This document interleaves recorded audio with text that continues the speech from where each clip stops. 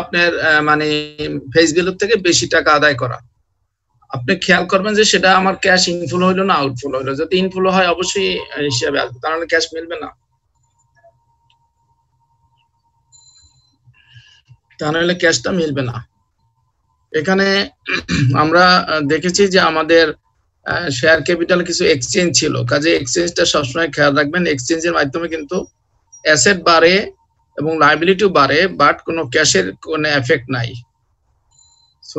সেই সবসময় পরীক্ষা হলে এই ধরনের জিনিস আসলে ধীরে ঠান্ডে আস্তে ওটুকু বাদ দিয়ে তারপর হিসাব করবেন যে নেট ক্যাশের কি অবস্থা। আমরা কিন্তু গত অঙ্কে তাই ছিল, ল্যান্ডের 15,000 টাকা বিনিময় করছে শেয়ার দিয়ে, কিন্তু সেই শেয়ারের বাদ দিয়ে পরে আমরা কিন্তু বাকিটুকুর হিসাব করেছি, 2,60,000 দিয়ে 15 বাদ দিয়ে বাকিটুকুর হিসাব করেছি। সো দ্যাট এভাবেই দেখবেন যে নেট আমার ক্যাশের কতটুকু এফেক্ট হয়েছে আর কি।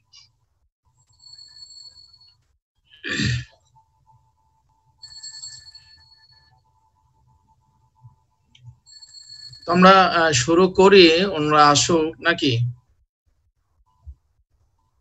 জি স্যার, শুরু করা যায়। স্যার শুরু করেন।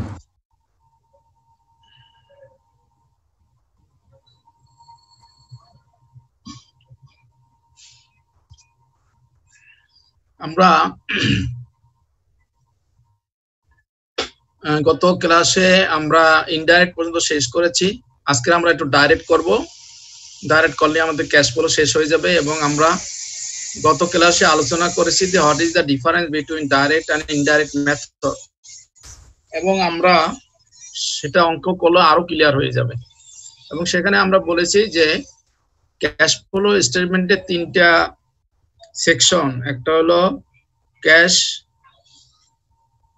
flow from operating activity, then cash flow from investing activity and financing activity. আমরা সেখানে বলেছি যে শুধুমাত্র আমাদের অপারেটিং অ্যাক্টিভিটি এখানেই শুধু ডিফারেন্স, এক রকমের বের করতে হয় ইনডাইরেক্ট পদ্ধতিতে, আর এক রকম বের করতে হয় ডাইরেক্ট পদ্ধতিতে। আর বাকি যে দুটো সেকশন ও দুটো একদম সেম ফিগার, সেম ভাবেই আসবে।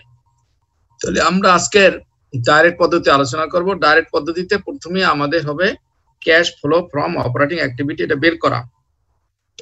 সো দ্যাট আমরা যখন ইনডাইরেক্ট বের করেছি তখনও আমাদের উদ্দেশ্য ছিল যে ওখানে আমরা খেয়াল করেছি, আপনারা হয়তো খেয়াল করেছেন যে ওখানে আমরা মেইনলি সেলস, পারচেজ এবং কারেন্ট অ্যাসেট, কারেন্ট লায়াবিলিটি এবং ইনকাম ট্যাক্স পেইড, আরেকটা ছিল ফাইন্যান্স কস্ট, এইগুলোই আমরা বিবেচনা করছি। ডাইরেক্টও ঠিক সেম জিনিসই আমরা বিবেচনা করব।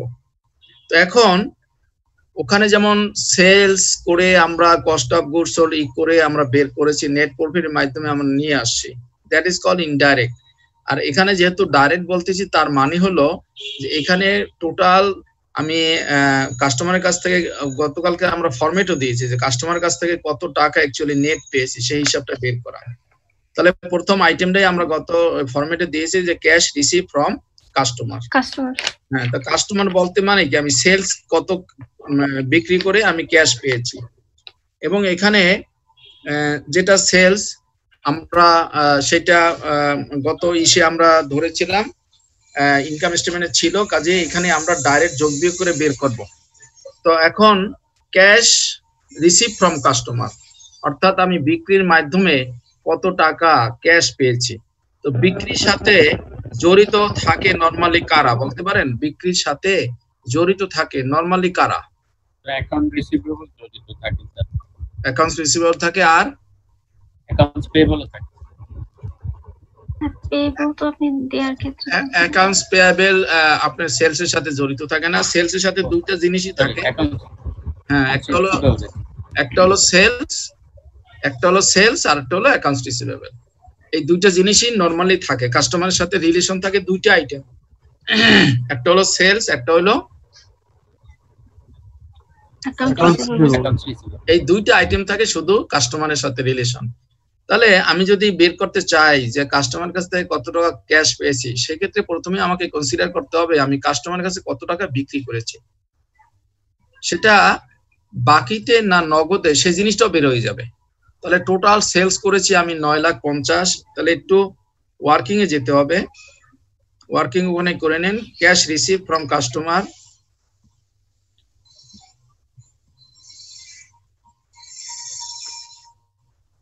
ক্যাশ রিসিভ ফ্রম কাস্টমার, ওইটার ওয়ার্কিংটা আমরা করতে চাই। সেক্ষেত্রে প্রথম আইটেমটা হলো সেলস। সেলস হলো 9,50,000।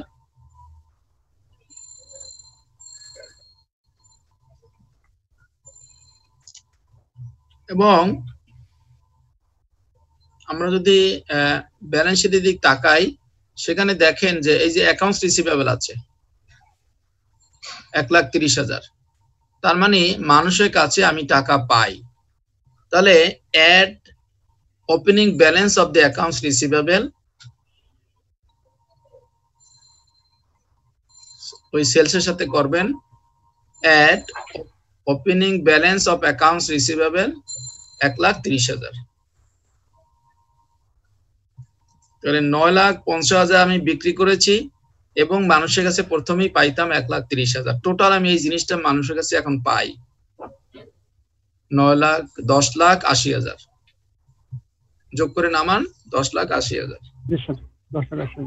একটু আমি মানুষের কাছে পাই।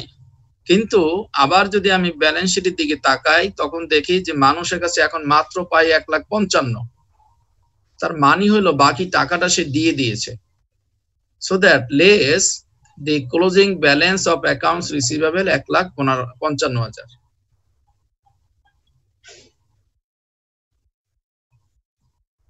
Less the closing balance of accounts receivable টাকা 1,55,000। এটা লেস করে দেখেন কত আসে।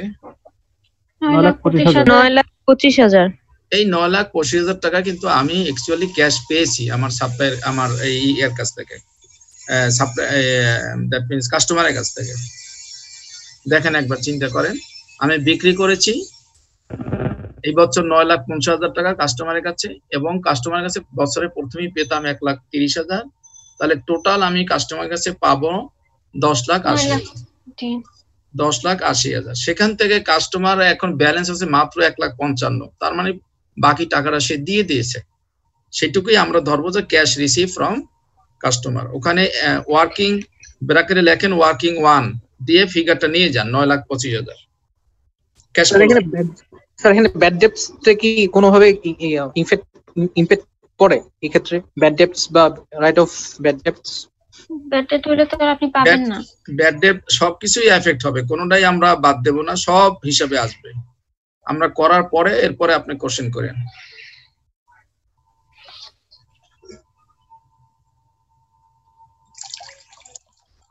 এটা তো ক্যাশ কালেক্টেড ফ্রম কাস্টমার হবে, তাই না? জি, cash receive from customer, cash receive from customer.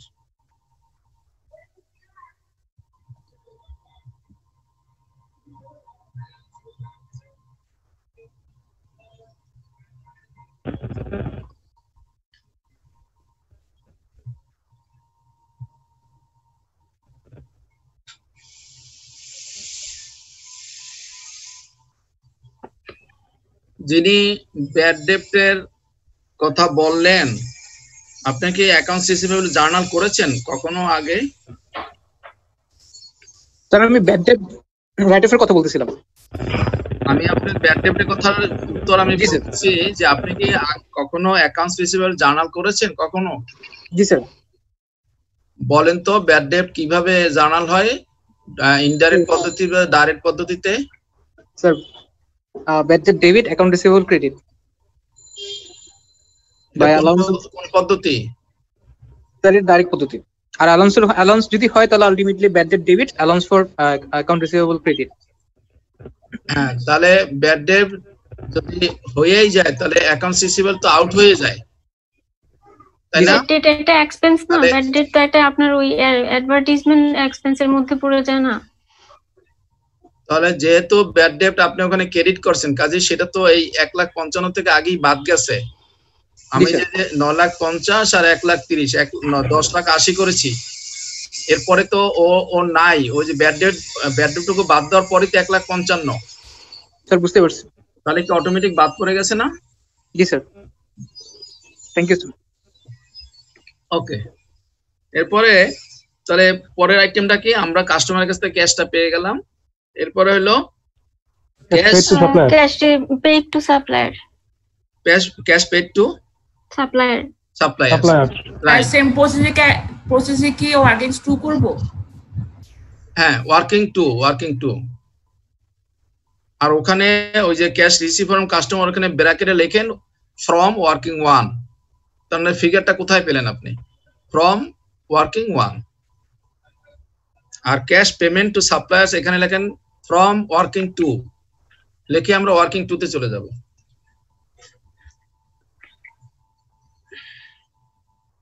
Sir এটা কি সিওজিএস আর এটা কি স্যার একই জিনিস? জি, ও না সরি স্যার, সিওজিএস আর সাপ্লায়ার্স এক হবে না স্যার? কতটা বুঝতে পারি নাই। না স্যার সরি, আমি স্যার উনি কস্ট অফ গুডস সোল্ড এর কথা বলতেছে। কস্ট অফ গুডস সোল্ড আর পেমেন্ট টু সাপ্লায়ার একই হবে কিনা, একই কিভাবে হয়? ওখানে তো আপনার ওপেনিং ইনভেন্টরি থাকে, ক্লোজিং থাকে, তারপর পারচেজ থাকে। তাহলে আমরা এই সাপ্লায়ারের কাছে যখন আমরা পেমেন্ট করি, সাপ্লায়ার সাথে কি কি জড়িত থাকতে পারে একটু বলতে পারেন? যে সাপ্লায়ার মানে যারা আমাদেরকে, যাদের কাছ থেকে আমরা মাল কিনি, এদের এই রিলেটেড কি কি আইটেম থাকতে পারে ব্যালেন্স শিটে? Supplies item, office stationery, raw material. কি বলছেন? Raw material, direct raw material, আর স্যার অফিস স্টেশনারি যেটা সাপ্লাইজ, অফিস সাপ্লাইজ। ইনভেন্টরির ভিতরে যত আইটেম গুলো আছে, হ্যাঁ আপনি যেটা বলেছেন ওইটা হলো ওই সাপ্লাই আর এই সাপ্লাই এক না। ওই সাপ্লাই অর্থ স্টেশনারি, আর এই সাপ্লাই আমরা বলতেছি সাপ্লাইয়ার যিনি আমাদেরকে মাল দিয়েছে। এখানে মাল বলতে সেই মাল যে মালগুলো আমি বিক্রি ইনভেন্টরি স্যার, মানে র মেটেরিয়াল স্যার। যে মালগুলা আমি এই যে সেলস করছি, সেলস যে মালগুলা করেছি সেইগুলা আমি কার কাছ থেকে কিনেছি, সেইটা হলো এখানে সেই সাপ্লাইয়ার, নট সাপ্লাইজ। একটা হলো সাপ্লাইজ, একটা হলো সাপ্লাইজ এক্সপেন্সেস, আর একটা হলো সাপ্লাইয়ার। তো ইট ইজ এ নাউন। তো সো দ্যাট আমরা সাপ্লায়ারকে কত টাকা পেমেন্ট করছি সেটা আমরা বোঝার উপায় কোন কোন আইটেমের ভিতর থেকে আমরা পেতে পারি। যেমন আমরা এই কাস্টমারের কাছ থেকে কত টাকা পেয়েছি সেটা যেমন বের করছি, সেলস তার সাথে অ্যাকাউন্টস রিসিভেবল ওপেনিং যোগ করছি, ক্লোজিং মাইনাস করছি, তখন আমরা পেয়ে গেলাম যে আমি অ্যাকচুয়ালি বিক্রি করে কত টাকা পেয়েছি। তাহলে আমি যে আমার কাছে এই মালগুলা যার কাছ থেকে আমি কিনেছিলাম তাকে আমি কত টাকা পেমেন্ট করছি সেইটার সাথে রিলেটেড কি কি আইটেম থাকতে পারে? Account payable, inventories. Right, accounts payable এবং ইনভেন্টরি। আরেকটা হলো, আরেকটা বলেন। Cost of goods sold. Cost of goods sold, right. কারণ কস্ট অফ গুডস সোল্ড এর ভিতরে আছে কি? ওপেনিং ইনভেন্টরি আছে, পারচেজ আছে, তাই না? পারচেজ আছে, পারচেজ রিটার্ন আছে, তারপরে আপনার ফ্রেট আছে, সব খরচগুলো ওখানে আছে পারচেজের সাথে। তারপরে ওখানে আপনার ওপেনিং ইনভেন্টরি আছে, ক্লোজিং ইনভেন্টরি, সব ই করে কস্ট অফ গুডস সোল্ডটা বের করা হয়।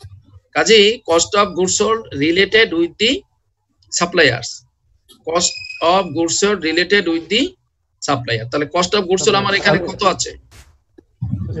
6 লাখ স্যার। হ্যাঁ 6 লাখ স্যার। 6 লাখ আছে, রাইট। তাহলে প্রথম আইটেমটাই হবে, ওয়ার্কিং এ আমরা চলে যাই, প্রথম আইটেমটাই হবে cost of goods sold 6 lakh.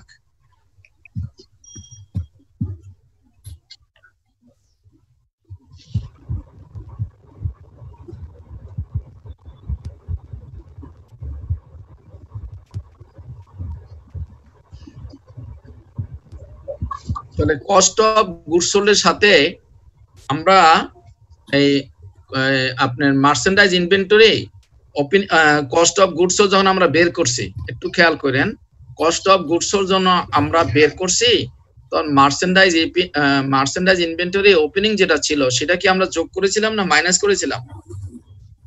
ওপেনিংটা আমরা যোগ করেছিলাম। ওপেনিংটা আমরা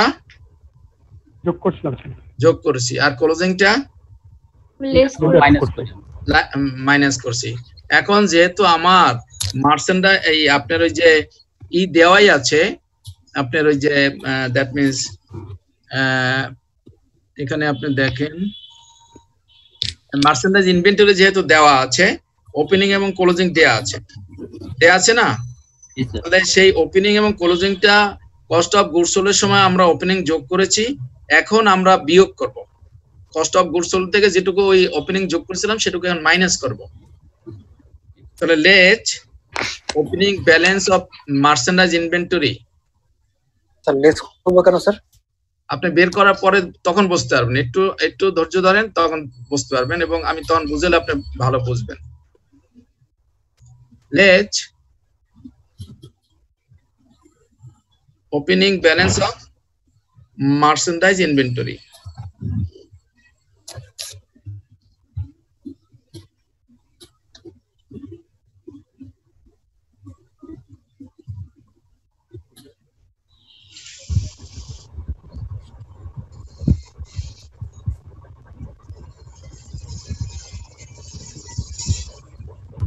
তাহলে আমি যদি ওপেনিং মাইনাস করি তাহলে ক্লোজিং কি করব? ক্লোজিং প্লাস যোগ করবো, করব sir. Sir.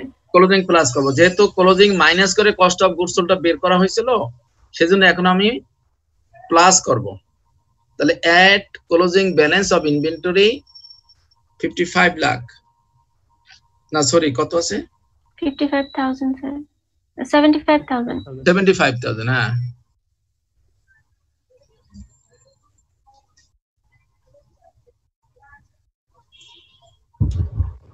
Hello, sir. Less opening balance of merchandise. Inventory এটা তো স্যার লেস করতে হবে। জি, এটা তো স্যার লেস করতে হবে স্যার। ওপেনিং ওপেনিংটা লেস করবেন আর ক্লোজিংটা অ্যাড করবেন। যেহেতু কস্ট অফ গুডস সোল্ড যখন বের করছি এই 6 লাখ, স্যার। তখন কিন্তু ওপেনিং যোগ করছিলাম, ক্লোজিং মাইনাস করছিলাম। এইবার ক্লোজিং মাইনাস করব আর ক্লোজিং প্লাস করব আর ওপেনিং মাইনাস করব, তাহলে আমার এই ইনভেন্টরি এফেক্টটা শেষ হয়ে যাবে, ইনভেন্টরি এফেক্ট এখানে থাকবে না। জি স্যার। তখন আর ইনভেন্টরি এফেক্টটা থাকবে না। জি স্যার। তাহলে আমরা ইনভেন্টরি দিয়ে কস্ট অফ গুডস সোল্ড থেকে আমরা ইনভেন্টরিটাকে আউট করে দিলাম। এখন একজন প্রশ্ন করেছিলেন যে স্যার কেন মাইনাস করব আর কেন প্লাস করব? ওই জি, ওটা ছিলর ভিতরে দেখ জি, জি, ক্লাস হচ্ছে না। আপনার নাম ভরেন। আপনারা তো এর মধ্যে ঢুকতেই পারেন স্যার না। রবুল ভাইয়া আনমিউট করে স্যার ই করে কথা বলুন।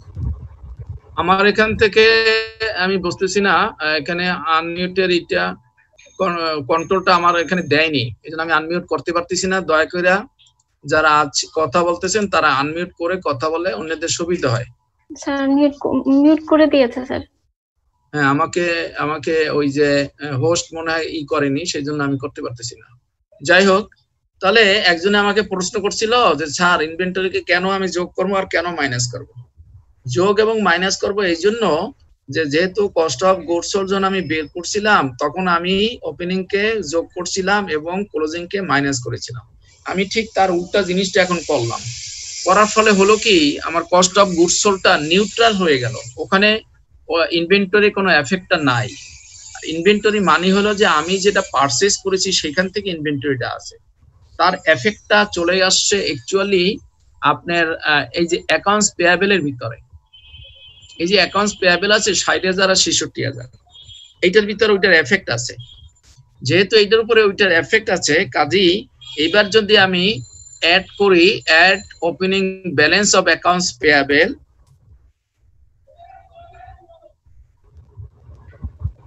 add opening balance of accounts payable,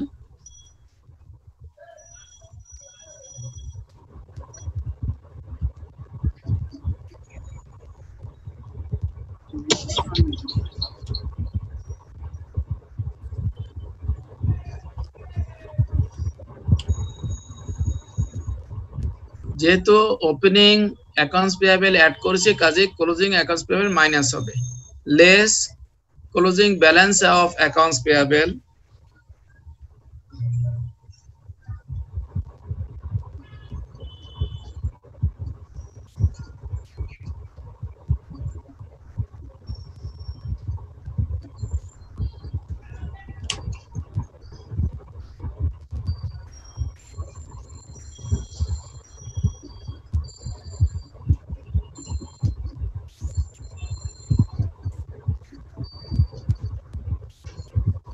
6,08,000 sir. 6,08,000। এই 6,08,000 টাকা অ্যাকচুয়ালি, হ্যাঁ 6,08,000 টাকা অ্যাকচুয়ালি আমি সাপ্লায়ার্সকে পেমেন্ট করেছি। তাহলে একটু যদি খেয়াল করেন, কস্ট অফ গুডস সোল্ড মানে হলো আমি ইনভেন্টরি এখান থেকে বাদ দিয়েছি, বাদ দেওয়ার পরে যেটুকু আছে ওইটুকুই আমি ক্যাশ পেমেন্ট করেছি। ওর ভিতরে আর কি কি আছে, সেখানে আছে পারচেজ আছে, সেখানে আছে আপনার ফ্রেট আছে, তাই না? আর ওই যে ওপেনিং ইনভেন্টরি ছিল সেটা আমি নিউট্রাল করে দিচ্ছি, ক্লোজিং ইনভেন্টরি নিউট্রাল করে দিচ্ছি। আর পারচেজের যে নেট রেজাল্টটা, যে নেট এফেক্টটা, সেটা থেকে গেছে আমার অ্যাকাউন্টস পেয়াবেলের ভিতরে। কাজে ইনভেন্টরিটা আসছে কিন্তু পারচেজের মাধ্যমে, কাজে আমরা ওই পারচেজটা তো কস্ট অফ গুডস সোল্ডের ভিতরে আছে, সেই জন্য আমরা ওইটাকে মাইনাস করে আমরা অ্যাকাউন্টস পেয়াবেলকে আবার এফেক্টে নিয়েছি। আমরা ওপেনিংটাকে, অর্থাৎ মানুষ আমার কাছে পাবে 60,000 টাকা, সেই জন্য সেটা আমি 60,000 আমি অ্যাড করেছি, এবং এখন মানুষ আমার কাছে পায় 66,000 টাকা, তাহলে সেইটুকু আমি মাইনাস করেছি। তাহলে বাকি যেটুকু থাকে এইটুকুই আমি পেমেন্ট করেছি, তার মানে হলো 6,08,000 টাকা আমি সাপ্লায়ার্সকে পেমেন্ট করেছি। এটা স্যার মাইনাস হবে না? তাহলে 6,08,000 অবশ্যই মাইনাস ফিগার হবে, আর ক্যাশ আগেরটা যেমন ওটা ছিল প্লাস ফিগার, আর এখানে ব্র্যাকেটে লেখেন এই ক্যাশ পেমেন্ট টু সাপ্লায়ার্স লিখে সামনে লেখেন ব্র্যাকেটে from working to, from working to. এটা কি মাইনাস হবে? হ্যাঁ, পেমেন্ট যদি করেন আপনি, মানুষকে যদি পেমেন্ট করেন, তাহলে ক্যাশ কি আপনার আউট হলো না ক্যাশ আউটফ্লো হয় স্যার। Cash out? হবে স্যার। আপনি যদি মানুষকে টাকা দিয়ে দেন আপনার পকেট থেকে টাকা চলে যায়, আর মানুষ দিলে আপনার পকেটের ভিতর টাকা চলে আসে, কাজে এটা আপনি সাপ্লায়ার্সকে টাকা দিয়ে দিয়েছেন, কাজে আপনার পকেট থেকে টাকা বের হয়ে গেছে, আউট হয়েছে, ক্যাশ আউটফ্লো, সেই জন্য মাইনাস হবে।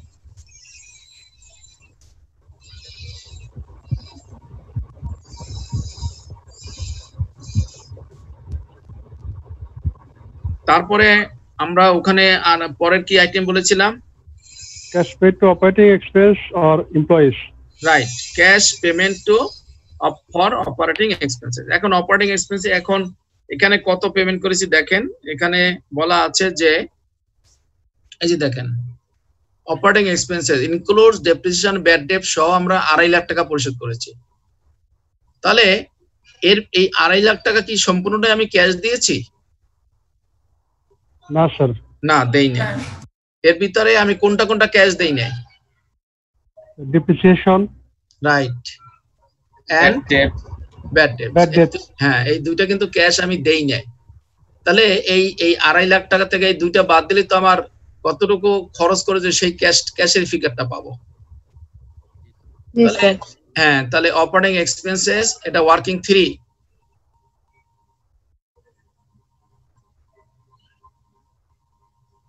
ওয়ার্কিং 3 কোডে লেখেন অপারেটিং এক্সপেন্সেস 2,50,000,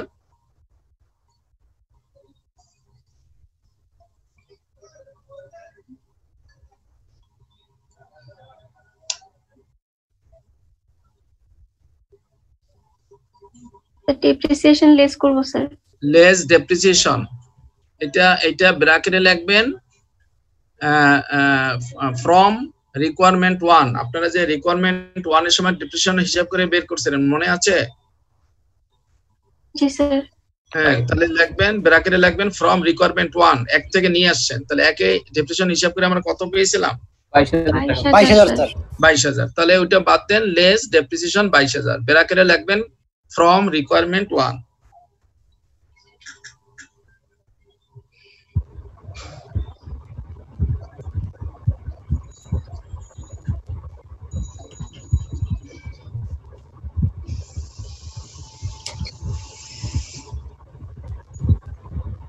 এরপরে বাদ দেবেন bad dates, less bad dates.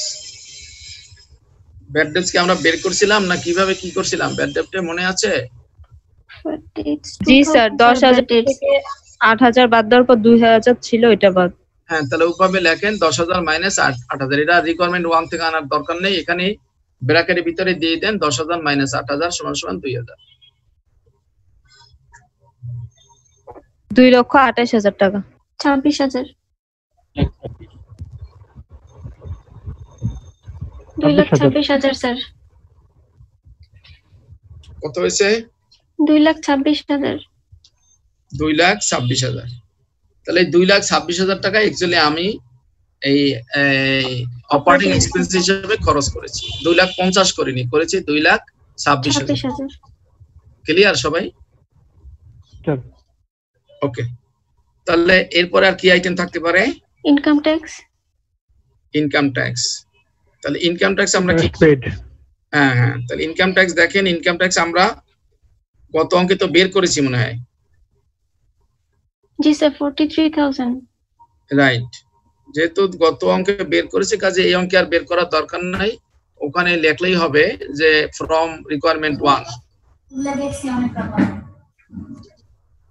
Sir income ট্যাক্সের একটা এটা হচ্ছে যে নেট ইনকাম 67,000 টাকা যদি ধরি স্যার, সেক্ষেত্রে ইনকাম ট্যাক্স স্যার 2,000 টাকা ধরতে হয় আর কি। ধরলে মানে অপারেটিং এক্সপেন্সেস কি মিলে স্যার? জি, যদি নেট ইনকাম 67,000 টাকা 67,000 ধরে অঙ্কটা করি, তাহলে নেট ইনকামের ইনকাম ট্যাক্সের জায়গায় স্যার 2,000 টাকা আর কি। মানে ইনকাম ট্যাক্স তো 43,000 টাকাই দিলাম না, পে করেছি তো 43,000। আবার বলেন তো স্যার যদি নেট ইনকাম 67,000 ধরে ম্যাথটা করি স্যার, হ্যাঁ, এতে ইনকাম ট্যাক্সটা স্যার 2,000 টাকা ধরতে হচ্ছে। ইনকাম ট্যাক্স 2,000 ধরতে হচ্ছে। আপনি তো স্যার ম্যাথ করেছিলেন অপারেটিং ইনকাম ফ্রম 1 লাখ টাকা ধরে, সেই ক্ষেত্রে তো 43,000 টাকা ধরছি আমরা ইনকাম ট্যাক্স। জি। আর যদি 67,000 ধরে ম্যাথটা করি স্যার, হ্যাঁ, সেই ক্ষেত্রে ইনকাম ট্যাক্স স্যার 2,000 টাকা ধরছে। কিভাবে 2,000 টাকা আসে?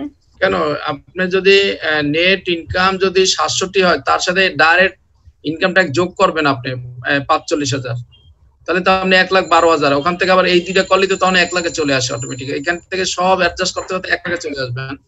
আপনি তো এই ব্যাট ক্যালকুলেশন করে এদিকে চলে আসবেন।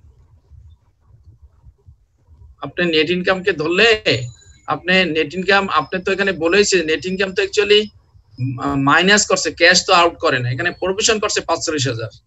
তাহলে আপনি প্রভিশনকে অ্যাড ব্যাক করবেন, অ্যাড ব্যাক করলে আপনি 1,12,000 হবে। সেখান থেকে আবার 12,000 আপনার অ্যাড ব্যাক করবেন, তাহলে আসবে 1 লাখ। তারপরে এই ডেপ্রিসিয়েশন করবেন, তারপর ব্যাড ডেট করবেন, তাহলে আমাদের ওই অঙ্কে আবার ফিরে যাবেন আপনি। বুঝেছেন? বুঝেছি স্যার। তাহলে আপনি 45,000 না ধরে আর কি ওই ডাইরেক্ট 2,000 টাকা আর কি ইনকাম ট্যাক্স মাইনাস করে আপনি শুনেন, আপনি 48,000 টাকা ব্যালেন্স। আপনি যত উপরের ফিগার ধরবেন তত আপনি যোগ বিয়োগ কম করতে হবে, বুঝছেন? জি। আর এগুলো তো আপনার তখন তো আপনার ওই প্রতিটা ইস্যু আমাদের চলেই আসতেছে। এই ইনকাম ট্যাক্সটা চলে আসতেছে, দেখেন ইনকাম ট্যাক্সটা আমাদের এফেক্টে চলে আসছে। তারপর আপনি যে loss on sale of machinery এফেক্টে চলে আসছে, গেইন অন সেল আমার এফেক্টে চলে আসছে। কাজে অপারেটিং যদি আমি ধরি, একবারই অপারেটিং ধরলে আমার এই ক্ষেত্রে আমার যোগ বিয়োগ আর করা লাগতেছে না কিছু। জি স্যার। ওকে, তাহলে আমাদের একটা আরেকটা আইটেম আমরা ছিল, সেটা হলো income tax paid. Income tax paid যেহেতু আমরা 1 নম্বরে বের করেছি, কাজে ব্র্যাকেটে লিখে দেন ফ্রম রিকোয়ারমেন্ট 1 বলে কত বের করছিলাম? 43,000। 43। এটা কি প্লাস হবে না মাইনাস হবে? মাইনাস হবে স্যার। মাইনাস হবে। তাহলে 3টা ফিগার মাইনাস হয়ে গেল, একটা ফিগার প্লাস হয়ে গেল। তাহলে সবকিছু যোগ বিয়োগ করলে কত হয় দেখেন? Plus 48,000 sir. প্লাস 40। এটার নাম কি? এটা হবে sir net income from operating activities. Right. তাহলে এখন এই ওই ইনডাইরেক্টে কত হয়েছিল? 48 হওয়ার তো কথা। 48 স্যার, তো 48 স্যার। 48। তার মানে এখন বুঝতে পেরেছেন ডাইরেক্ট এবং ইনডাইরেক্টের ডিফারেন্সটুকু? রেজাল্ট আপনার একই হবে, রেজাল্ট একই হবে। জি বলেন। গতকাল স্যার আপনি 5টা আইটেম বলছেন, এর মধ্যে স্যার ইন্টারেস্ট পেইড একটা আইটেম আছে। হ্যাঁ, ইন্টারেস্ট পেইড তো এখানে নাই। ইন্টারেস্ট তো নেই তো আপনার এখানে অঙ্কে দেয়নি, তা আপনি কোথায় পাবেন ফিগার বলেন? স্যার ওটা তো আমি ফরম্যাট বলেছি যে ইন্টারেস্ট পেইড যদি হয় তখন আবার আপনি টেনশনে পড়ে যাবেন, এজন্য আমি একটা বলে দিচ্ছি। কিন্তু এখানে এই অঙ্কেতে ইন্টারেস্ট পেইডটা নাই, থাকলে আমরা দিয়ে দিতাম। ক্লিয়ার আপনি? জি স্যার। ফরম্যাট মানে একটা আপনাকে আইডিয়া দেওয়া তার মানে এই না যে ওই সব আইটেমই আপনার অঙ্কে থাকবে, আবার এমন আছে হ্যাঁ ওর চেয়ে বেশি আইটেমও অঙ্কে থাকতে পারে, ওর চেয়ে কম আইটেমও অঙ্কে থাকতে পারে। আপনি জাস্ট ওটা দিয়েছি আপনাকে একটু আইডিয়া দেওয়ার জন্য যে এইভাবে আমরা বের করব। তো এখন আপনি দেখেন যে আমরা ডাইরেক্ট পদ্ধতি এবং ইনডাইরেক্ট পদ্ধতিতে আমরা মিলিয়ে ফেলছি সেম ফিগার 48,000। ওখানে বের করছি আমরা ইনডাইরেক্ট, মানে এই যে প্রফিট ধরে ধরে যোগ বিয়োগ করে আমরা বের করেছি। আর এখানে আমরা ডাইরেক্ট কতটুকু ক্যাশ সাপ্লায়ারের কাছ থেকে দিয়েছি, কতটুকু ক্যাশ আমি সেলসের মাধ্যমে পেয়েছি এবং কতটুকু অপারেটিং খরচ করেছি, ক্যাশ ভিত্তিক ই করে ডাইরেক্ট হিসাব করে আমরা বের করেছি। This is the difference and only one section that is cash flow from operating. এই সেকশনই শুধু ডিফারেন্স, আর বাকি দুইটা সেম। সো দ্যাট যদি ডাইরেক্ট আসে হয়তো একটু চিন্তা করতে হবে বেশি, আর ইনডাইরেক্ট আসলে হয়তো আমাদের অঙ্কটা চিন্তা কম করতে হবে, আমরা করতে একটু সময়ও কম লাগবে হয়তো। আর ডাইরেক্ট হয়তো আমি বলছি দেখে হয়তো আপনাদের সময় লাগেনি বা বুঝতে তাড়াতাড়ি সুবিধা হয়েছে, কিন্তু আপনারা নিজেরা করতে গেলে দেখবেন তখন আবার একটু সময় বেশি লাগে যাবে, আর প্র্যাকটিস থাকলে সেই সময়টুকু লাগবে না। সো দ্যাট যদি আমার কোশ্চেনে থাকে স্পেসিফিক ভাবে ডাইরেক্ট রেট কথা বলা আমরা ডাইরেক্ট পদ্ধতিতে করব, যদি না থাকে ইন দ্যাট কেস আমরা ইনডাইরেক্ট পদ্ধতিতে করব। তারপরও দুইটাতেই আপনারা প্র্যাকটিস করবেন, এবং সেই জন্য আমি এই অঙ্কটার ডাইরেক্ট পদ্ধতিতে করালাম যাতে আপনাদের কনসেপ্টটা ক্লিয়ার হয়। এখন এই ক্যাশ ফ্লোর উপর স্যার অপারেটিংটা করলাম স্যার, আর বাকি দুটো স্যার যেভাবে আছে ওইভাবেই ওইভাবেই সেম। আপনি ওখানে যেহেতু 1 নম্বর রিকোয়ারমেন্টে করেছেন আর 2 নম্বর করালাম না, ফিগার তো সেম। ওখানে যেভাবে যোগ বিয়োগ করতাম এখানে একই যোগ বিয়োগ করতাম, একই ফিগার একই রেজাল্ট। সো দ্যাট আমি সেই কথাটাই তো বারবার কালকেও বলার চেষ্টা করেছি যে প্রায় কোশ্চেন আসে আপনার 5 মার্কে, what is the difference between indirect and direct cash flow method. দুইটার মেথডে পার্থক্য কি? পার্থক্য শুধুমাত্র আমাদের একটা সেকশনে, সেটা হলো operating from cash flow from operating activity, এবং সেখানে আমরা ডাইরেক্ট সাপ্লায়ার এবং আপনার আপনার কাস্টমারের কাছ থেকে কতটুকু ক্যাশ পেয়েছি এবং দিয়েছি সেটা আমরা ডাইরেক্ট বের করি, এবং অপারেটিং এক্সপেন্সে কতটুকু ডাইরেক্ট ক্যাশ খরচ করেছি সেটুকু সরাসরি আমরা এফেক্ট দেখাই। কিন্তু ইনডাইরেক্ট পদ্ধতিতে আমরা ইনকাম স্টেটমেন্টের মাধ্যমে আমরা অ্যাড ব্যাক করে বা নন ক্যাশ আইটেম অ্যাডজাস্ট করে তারপর বের করি। দিস দ্য ডিফারেন্স, আর কিছুই না। ক্লিয়ার সবাই? জি স্যার। ওকে, তাহলে আমরা কতটুকু শিখাতে পেরেছি জানি না। ক্যাশ ফ্লো নিয়ে অনেক আলোচনা করেছি, আপনারা কতটুকু শিখতে পেরেছেন আমি জানি না, আমি চেষ্টা করেছি। আপনি ভালোই শিখেছেন। কারো কোনো কোশ্চেন আছে? স্যার এই ক্যাশ ফ্লোতে স্যার যদি থাকে স্যার, এই স্যালারি, অ্যাডভার্টাইজমেন্ট, ইন্স্যুরেন্স এগুলো আলাদা আলাদা থাকে, প্রিন্টিং এন্ড স্টেশনারি, স্যার এগুলো তো আমাদের একসাথে করেই স্যার করতে হবে, হিসাব করতে হবে। তখন এই সরাসরি আপনাকে এখানে এই যে অপারেটিং এক্সপেন্স এখানে এইভাবে দেবেন, আপনাকে তখন দেবে লেস স্যালারি, ওয়েজেস, তারপরে আপনার অ্যাডভার্টাইজমেন্ট, তারপর আপনার দুনিয়ার টেলিফোন বিল, আপনার ওই যে সাপ্লাইজ এক্সপেন্স, সব খরচগুলো এখানে দিয়ে দেবে। ওই খরচগুলো আপনাকে এখানে একত্রে দিয়েছে অপারেটিং এক্সপেন্স। এই যে এই অপারেটিং এক্সপেন্সের ভিতরেই আপনার সব যা বলতেছেন সব ওই আইটেমগুলো এখানে আছে, ওগুলো আবার তখন স্যার মাইনাস করতে হবে। ক্লিয়ার আপনি? জি স্যার।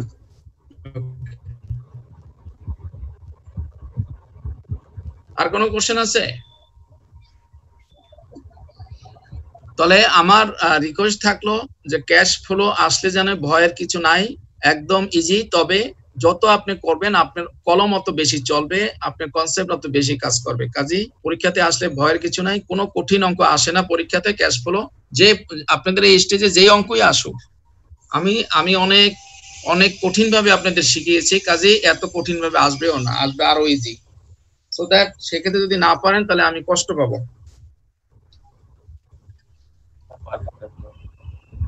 স্যার ইনশাআল্লাহ চেষ্টা করব। স্যার ইনশাআল্লাহ স্যার, আপনাকে আশাহত করব না স্যার। জি ইনশাআল্লাহ। এবার আমরা এবার ইসে যাব, আমরা এবার নতুন একটা চ্যাপ্টার স্টার্ট করব, দ্যাট ইজ কল্ড আপনার cash flow sorry payroll, payroll আমরা নিয়ে আলোচনা করব।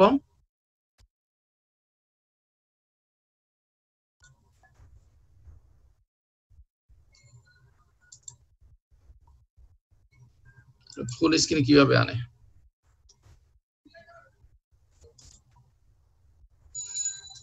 আমরা পেরোল নিয়ে আলোচনা করব। পেরোল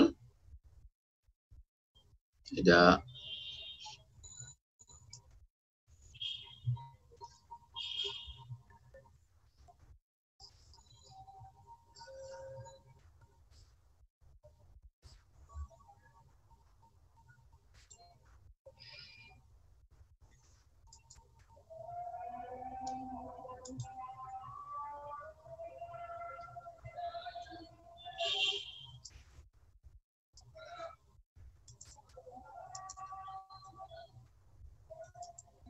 ফুল স্ক্রিন কিভাবে আনে এত তো জানিও।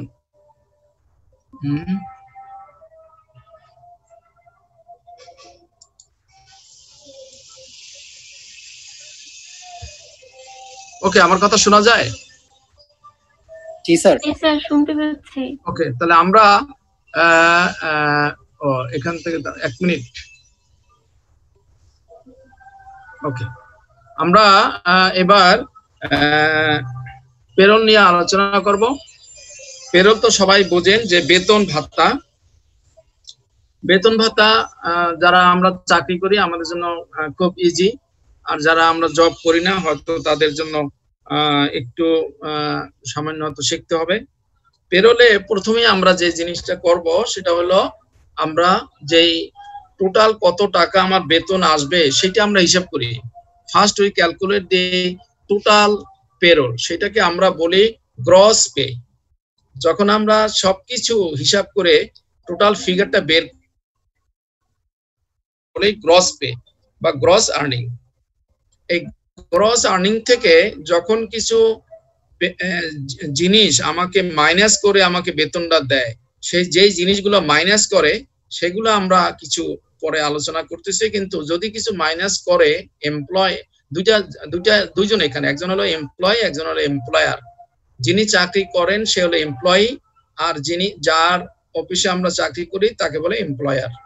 তাহলে এমপ্লয়ার যদি আমার বেতন থেকে কোনো কিছু কেটে রাখে, পুরো টাকা যদি না দেয়, তাহলে যতটুকু যে জিনিসটাকে কেটে রাখে সেটাকে আমরা বলি পেরোল ডিডাকশন। তো পেরোল ডিডাকশনটুকু মাইনাস করলে যে ফিগারটুকু পাওয়া যাবে সেটুকু আমরা বলি নেট পে, অথবা বলি যে টেক হোম পে। অনেক সময় কোশ্চেনে বলে calculate the take home pay. যখনই টেক হোম পে বলে, জানা না থাকলে হয়তো আপনি কনফিউশনে পড়ে যাবেন টেক হোম পে আবার কোন জিনিস। টেক হোম পে কোনো জিনিসই না, এটা হলো আপনার গ্রোথ যতটুকু আপনি বেতন পেতেন সেখান থেকে এমপ্লয়ার যা জিনিস আপনার বেতন থেকে কেটে রাখলো সেটুকু মাইনাস করে যে ফিগারটুকু পাওয়া যায় সেটাকেই বলা হয় টেক হোম পে। এখন আসেন যে আপনি প্রথমে আসেন গ্রস পেতে আপনি কি কি ইনকাম থাকতে পারে, কি কি খাতে আপনি বেতন পেতে পারেন। প্রথমে আপনি দেখবেন যে আমরা যদি সরকারের দিকে তাকাই সেখানে দেখবেন যে সরকারের 20টা স্কেল আছে, তাই না? কি এখন তো 20টাই 20টা স্কেল না, জানেন সবাই? 20টা না 22টা স্যার। গভর্নমেন্টের কি 22টা না 20টা? 20টা স্যার। 20টা। আপনি যদি বিসিএস দিয়ে প্রথম চাকরি হয় কত নম্বর গ্রেডে চাকরি হবে? নবম গ্রেড না? নবম গ্রেড না 7th গ্রেড? নবম গ্রেড স্যার। নবম গ্রেড স্যার। নবম গ্রেড স্যার। আচ্ছা, নবম গ্রেডের বেসিক কত জানেন? বর্তমান 22,000। হ্যাঁ 22,000। জি স্যার। আচ্ছা, তাহলে দেখেন কার জানি একটা এসে আজানটা আসে, এটা করে দিলে। তো এখন 22,000, তার মানে হলো, এর অর্থ হলো যে তিনি ওই 22,000 বিসিএস দিয়ে নবম গ্রেডে সে বেতন ভাতা পাবে। এখন মূলত আপনি কি পাবেন সেটা ডিপেন্ড করে আপনার গ্রেডের উপরে বা বেসিকের উপরে। নর্মালি যারা দেখবেন যে করে, দ্যাট মিনস কেউ যদি আপনাকে জিজ্ঞাসা করে, ভদ্রলোক যদি কেউ জিজ্ঞাসা করে, তখন হয়তো আপনি যদি কোনো সরকারি চাকরি করেন তাহলে জিজ্ঞেস করবে যে আপনি কত নম্বর গ্রেডে চাকরি করেন, আপনাকে কিন্তু বলবে না যে আপনি বেতন মান কত। আমরা খেয়াল করি বিশেষ করে বাংলাদেশে মেয়েদের বিয়ে শাদীর ব্যাপারে যখন প্রপোজাল আসে তখন জিজ্ঞেস করে ছেলে কোন গ্রেডে চাকরি করে, তাই না? তো কাজেই এখানে গ্রেড বললেই তখন তার স্ট্যাটাস বুঝে যায় যে সে কি, আসলে সে কি বিসিএস দেওয়া নাকি সে নন বিসিএস এবং সে কত টাকা বেতন পায়, সব কিন্তু ওই যে একটা কথা জিজ্ঞাসা করলো যে সে কোন স্ট্যাটাসে কোন গ্রেডে চাকরি করে, ওখান থেকেই সব পেয়ে যায়। কাজে এটা মূল এটাই হলো যে আপনার গ্রেডে থাকে আপনার বেসিক বলা থাকে, যেমন আমরা বিসিএস দিয়ে 9 গ্রেডে পেলে 22,000 টাকা বেসিক। এই বেসিক অর্থই হলো যে আপনি যা কিছু আপনার বেনিফিট দেখ না কেন সবকিছু হিসাব হবে বেসিকের উপরে নির্ভর করে। এখন তাহলে বেসিক 22,000 টাকা, এটা আপনি প্রথম বেতন পাবেন। এরপরে যদি বলে যে 60% হাউস রেন্ট, আর কিছু বলবে না, 60% হাউস রেন্ট, দ্যাট মিনস আপনাকে বুঝতে হবে যে বেসিকের 60% পাবেন আপনি হাউস রেন্ট, বাড়ি ভাড়া। তখন বেসিক ইন্টু 60% যা আসে সেটা হবে আপনি বাড়ি ভাড়া। এরপরে আপনাকে বললো যে 20% অ্যাজ আপনার বৈশাখী ভাতা, পয়লা বৈশাখের ভাতা দেয় গভর্নমেন্ট 20%, তার মানে আপনার যা বেসিক তার 20% আপনি বৈশাখী ভাতা পাবেন। এরকমের যখন কোনো পার্সেন্টেজ বলে কিন্তু কিসের উপরে পার্সেন্টেজ বলবে না, তখনই ভাববেন যে আপনি বেসিকের ওই পার্সেন্টেজটা হবে। তো এইরকমের আমরা নর্মালি আপনার বেসিক পাই, বেসিকের উপরে একটা হাউস রেন্ট পাই, তারপরে আপনি মনে করেন যে তার উপরে একটা এডুকেশন একটা অ্যালাউন্স পাই। সেটা নর্মালি এডুকেশন অ্যালাউন্সটা হলো আপনার বেসিকের উপরে হয় না, সেটা হয় চাইল্ডের উপরে। আপনার এক বাচ্চা থাকলে হয়তো 500 টাকা 1000 টাকা, 2 বাচ্চা থাকলে 1500 টাকা, সেটা হবে আবার আপনার বাচ্চার সংখ্যার উপরে নির্ভর করে। এরপরে আপনি হয়তো একটা কনভেন্স অ্যালাউন্স পেতে পারেন, আর তার মানে আপনি গাড়ি পাবেন বা কনভেন্স অ্যালাউন্স পাবেন। ওটাও আপনি উৎসব ভাতা কি বেসিকের উপরে? হ্যাঁ, উৎসব ভাতা আপনার ওই যে 2 ঈদে 2টা উৎসব ভাতা দেয়া, সেটা হলো বেসিক, মানে উৎসব ভাতা এক বেসিক, ওখানে বলে দিয়ে এক বেসিক। তাহলে বেসিক যেটা থাকবে সেটুকুই আপনি ভাতা হিসেবে পাবেন, উৎসব ভাতা হিসেবে পাবেন। আর পয়লা বৈশাখের ভাতা 20%, তার মানে বেসিকের 20%, পুরা বেসিক আপনি পাবেন না, এরকম বলে থাকে। তো আপনি যখন অ্যাপয়েন্টমেন্ট হবে তখনই আপনি দেখবেন অ্যাপয়েন্টমেন্টে সব বলা থাকে আপনার বেসিক এত হবে, হাউস রেন্ট এত হবে, মেডিকেল এত হবে, কনভেন্স এত হবে, আপনার ওয়াশিং অ্যালাউন্স এত হবে, আপনার টেলিফোন বিল এত হবে, আপনার এডুকেশন অ্যালাউন্স এত হবে, আপনার এন্টারটেইনমেন্ট এত টাকা পাবেন, আপনার ওয়াশিং অ্যালাউন্স এত টাকা হবে, আপনার সার্ভেন্ট অ্যালাউন্স এত টাকা হবে, আপনার সুইপার অ্যালাউন্স এত টাকা হবে, হাজারো রকমের আইটেম আছে। এই সবগুলো আইটেম যোগ করে আপনার যা আয়, আপনার মাসে যা বেতন মোট হবে সেটাকে আমরা বলি গ্রস পে অথবা গ্রস স্যালারি। এখন এই গ্রস স্যালারি থেকে এমপ্লয়ার সব টাকা আপনাকে দিবে না,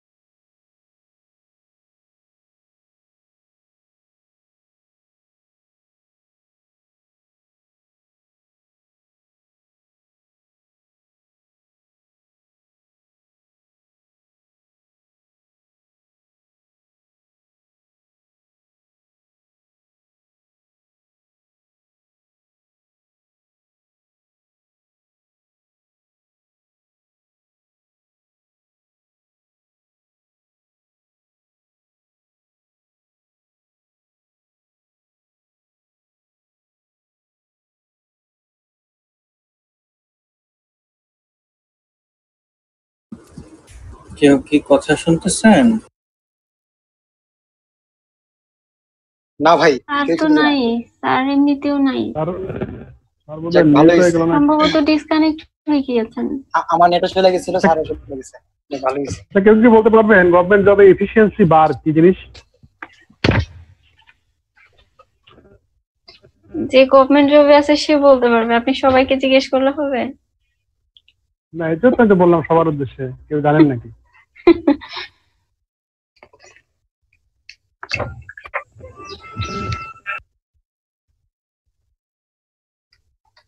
আচ্ছা, কেউ কি একজন বলতে পারবেন যে টোটাল ফিনান্সিয়াল অ্যাকাউন্টিং এর কি কি চ্যাপ্টার পড়ানো হয়েছে ব্যাংক রিকনসিলিয়েশনের আগে, মানে আগে ক্লাস থেকে কি কি চ্যাপ্টার টোটাল? আচ্ছা, ফিনান্সিয়াল অ্যাকাউন্টিং আপনার চ্যাপ্টার হচ্ছে, একটা মিনিট। আপনার কি ডে শিফটে না নাইট শিফটে? আমি নাইট শিফটে। আমি জাস্ট নাইট শিফটে কি আগে ক্লাস করছেন?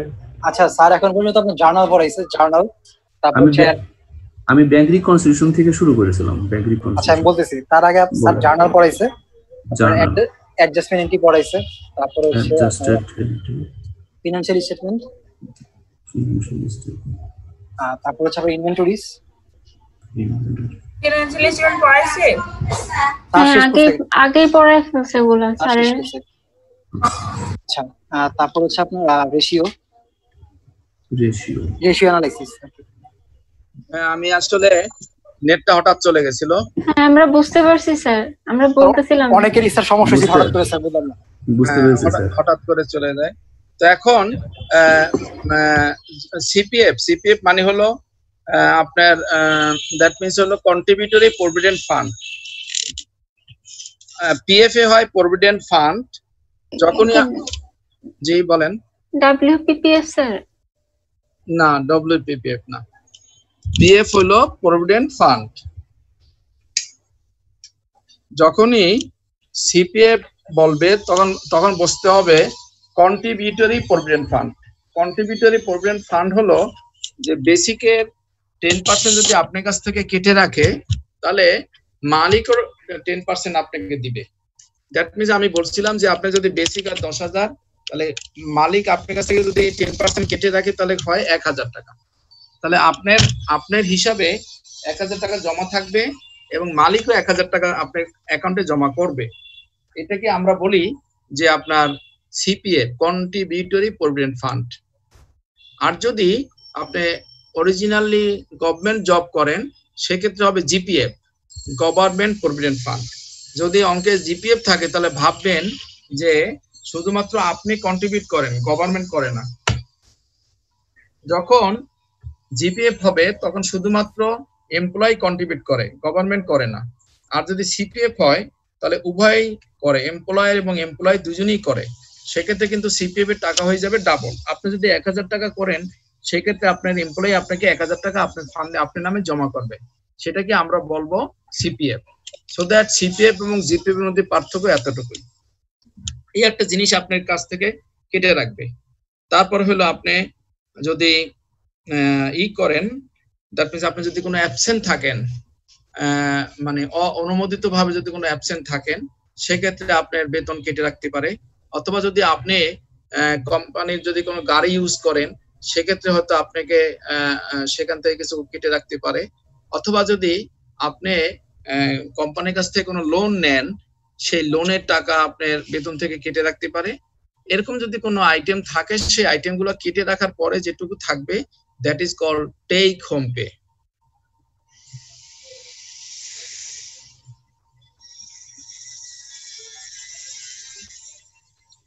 এরপরে আমরা আলোচনা করব ওভারটাইম নিয়ে। নরমালি অফিসারদের কখনোই ওভারটাইম হয় না। রাত্র 12টা পর্যন্ত কাজ করলেও অফিসাররা কখনোই 1 টাকা বেশি বেতন পায় না। কিন্তু কর্মচারীরা যদি কাজ করে নরমালি অফিস আওয়ারের পরে যতটুকু কাজ করবে সেটুকুই সে ওটার জন্য সে আলাদা বেতন পাবে।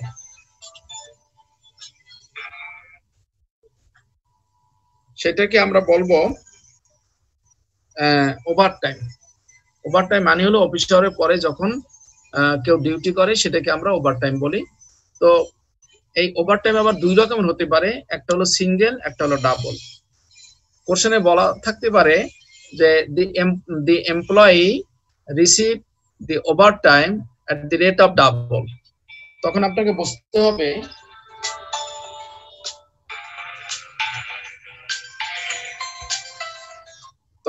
বুঝতে হবে যে উনি যদি 1 ঘন্টা বেশি কাজ করে তাহলে 2 ঘন্টার বেতন পাবে, এটাকে বলে ডাবল। আর যদি বলে সিঙ্গেল রেট তাহলে তার মানে হলো উনি যদি 1 ঘন্টা কাজ করে তাহলে 1 ঘন্টারই বেতন পাবে অতিরিক্ত। তাহলে কখনোই অঙ্কে যদি গভর্নমেন্ট জবে কারা স্যার ওভারটাইমের জন্য এন্টাইটেলড কোন গ্রেড পর্যন্ত? যদি আপনি 9 গ্রেড যদি হয় আপনার অফিসার, তাহলে আপনার 8 গ্রেড পর্যন্ত।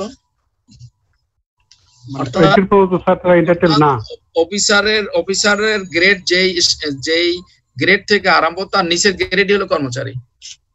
তাহলে কর্মচারীর এন্টাইটেল, ড্রাইভার, পিয়ন, সুইপার, তারপরে অ্যাকাউন্টস অ্যাসিস্ট্যান্ট, অ্যাকাউন্টস অফিসার না, অ্যাকাউন্টস অ্যাসিস্ট্যান্ট, তারপরে আপনার ক্লার্ক, এরা হইলো আপনার ওভারটাইম অ্যালাউড, অর্থাৎ নন অফিসার। নন অফিসার হলে কর্মচারী বলি আমরা এদেরকে, কর্মচারী বা স্টাফ বলি।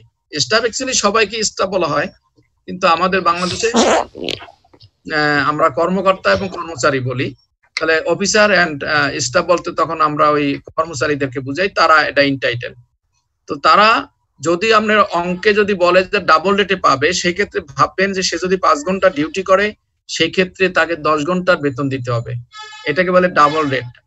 আর যদি বলে যে সিঙ্গেল রেট, তাহলে 5 ঘন্টা ডিউটি করলে 5 ঘন্টা রেট বেতন দিতে হবে। তো এটা আমরা কিভাবে বের করব? আমরা তখন আপনাকে তো আর কিছু বলবে না, বলবে যে 5 ঘন্টা কাজ করেছে, সে ডাবল রেটে ওভারটাইম দিতে হবে, কারণ আপনাকে ক্যালকুলেশন করে তার বেতনটা হিসাব করতে হবে। তাহলে প্রথমেই যেহেতু ঘন্টার হিসাব আসছে এখানে, তো কাজেই আমি আগেই বলেছি যে সবকিছু হিসাব হবে কিন্তু বেসিকের উপরে, সো দ্যাট আপনার ওই সেই কর্মচারী যে বেসিক, সেই বেসিকটাকে তখন ঘন্টায় পার ঘন্টা পার আওয়ারে কত, সেটা আপনাকে বের করতে হবে আগে। তাহলে নর্মালি যদি প্রতিদিন 8 ঘন্টা ডিউটি থাকে, তাহলে আপনার সপ্তাহে হলে 40 ঘন্টা ডিউটি, 2 দিন বন্ধ, 5 আর 40 ঘন্টা। তাহলে 40 ঘন্টা যদি সপ্তাহে হয়, তাহলে 4 সপ্তাহে 1 মাস, 4 40 160। তাহলে সেই ক্ষেত্রে আপনি বেসিকলি 160 দিয়ে ভাগ করে সে যত ঘন্টা কাজ করবে ওই ঘন্টা দিয়ে গুণ করলে আপনি তার ওভারটাইমটা চলে আসবে। কাজে ওভারটাইম যদি দিনের পরিবর্তে ঘন্টায় দেয়, সেক্ষেত্রে আপনি বেসিকটাকে ঘন্টায় রূপান্তর করবেন। আর যদি দিনে ওভারটাইম দেওয়া থাকে, তাহলে তো আপনি 30 দিয়ে ভাগ করে একদিনে বের হয়ে যাবে। বেসিক তখন 30 দিয়ে ভাগ করবেন। এখন বেসিকলি আপনি দিন দিয়ে ভাগ করবেন না ঘন্টা দিয়ে ভাগ করবেন, এটা কোশ্চেন যেভাবে বলবে সেভাবে আপনি ভাগ করে বেসিক বের করে তারপর আপনি ওভারটাইম হিসাব করবেন। এরপরে আপনার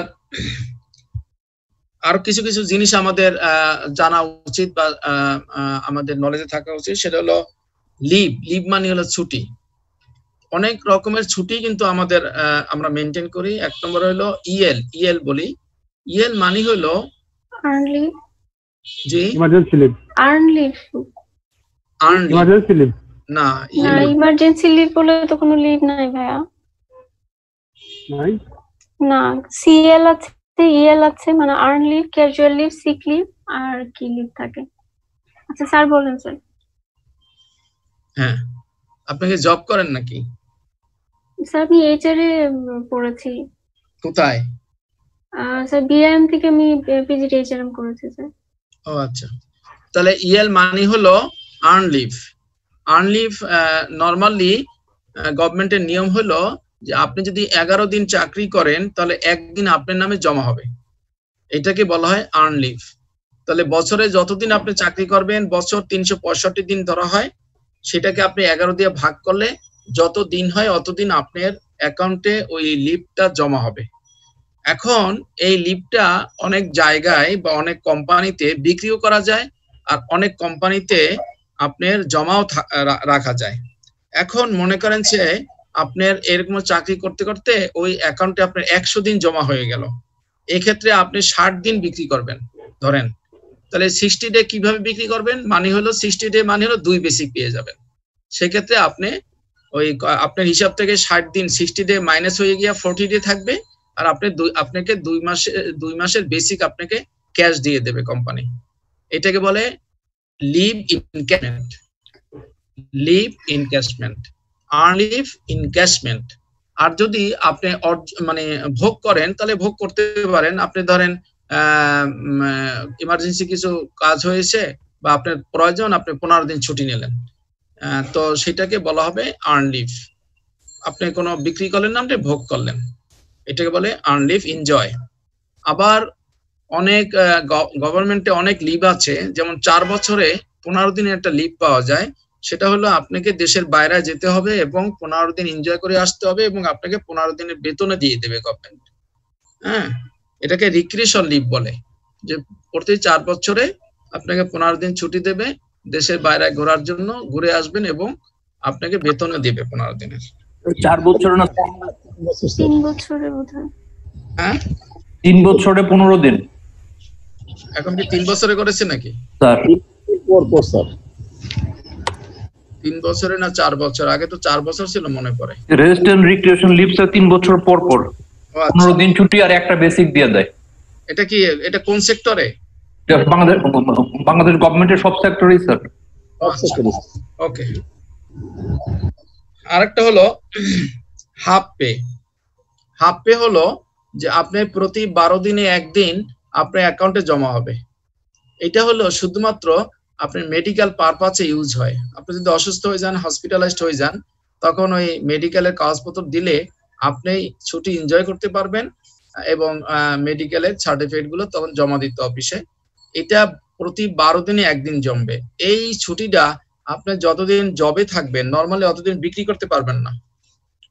যখন আপনি রিটায়ারমেন্টে যাবেন তখন সাধারণত এই ছুটিটা যতদিন জমা থাকে ততদিনের বেতন আপনাকে দিয়ে দেবে কোম্পানি।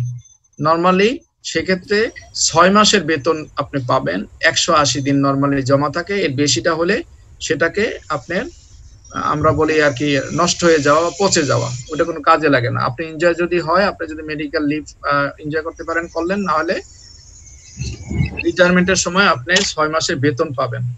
এটাকে বলে হাফ পে, 12 দিনে একদিন। এটা কি স্যার শুধু প্রাইভেট প্রতিষ্ঠানে স্যার? এগুলা কর্পোরেশনে আছে, বোর্ডে আছে, তারপরে সেমি গভর্নমেন্টে আছে, একদম খাস গভর্নমেন্টে আছে কিনা আমার জানা নেই, তবে এগুলোতে আছে। কোম্পানি টু কোম্পানি ভ্যারি করে, আপনার কোন কোম্পানি কতটুকু ফ্যাসিলিটিস তার এমপ্লয়িদেরকে দিবে, এটা কোম্পানি টু কোম্পানি ভ্যারি করে অনেক সময়।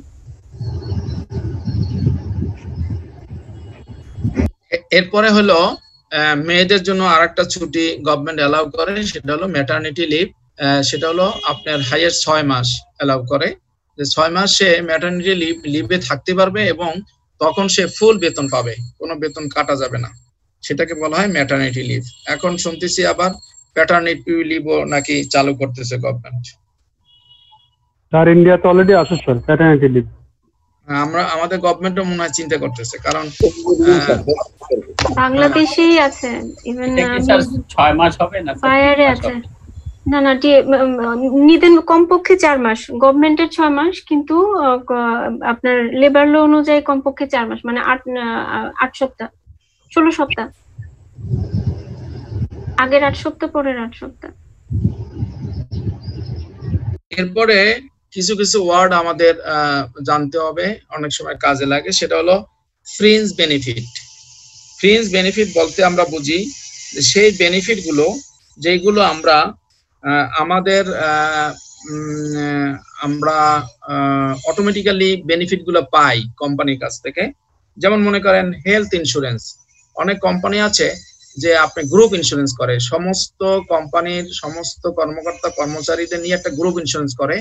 যদি কেউ মারা যায় ইন সার্ভিস, তাহলে ইন্স্যুরেন্সের কাছ থেকে একটা বেনিফিট পায়। হ্যাঁ, কিন্তু এই যে ইন্স্যুরেন্সের প্রিমিয়ামটা সেটা আপনি দিচ্ছেন না, সেটা কোম্পানি দিয়ে দিচ্ছে। আবার অনেক জায়গায় আছে যে আপনার কাছ থেকেও কেটে রাখতে পারে। তো যাই হোক, ম্যাক্সিমাম জায়গায় কোম্পানি দিয়ে দেয়, যেটাকে বলে গ্রুপ ইন্স্যুরেন্স, কিন্তু বেনিফিটটা আপনি পাবেন। ইন্স্যুরেন্সের প্রিমিয়ামটা কোম্পানি দেবে, কিন্তু বেনিফিটটা আপনি পাবেন। This is called fringe benefit. আপনি অসুস্থ হয়ে মেডিকেলে আপনার 6 মাস চিকিৎসাধীন ছিলেন, কিন্তু আপনি কোনো টাকা কাটা যাবে না, আপনি সম্পূর্ণ বেতন পাইলেন 6 মাসে। This is called fringe benefit. আপনি ম্যাটারনিটি লিভে 6 মাস থাকলেন, কিন্তু একটা টাকা গভর্নমেন্ট কাটলো না, 6 মাসে বেতন দিয়ে দিল, আপনার কাছ থেকে কোনো সার্ভিস পেলো না, that is called fringe benefit. এরপরে আপনি যদি রিটায়ারমেন্টের পরে আমরা যে রিটায়ারমেন্ট বেনিফিট গুলো পাই, পেনশন যেটা পাই, that is called fringe benefit. তারপরে আপনার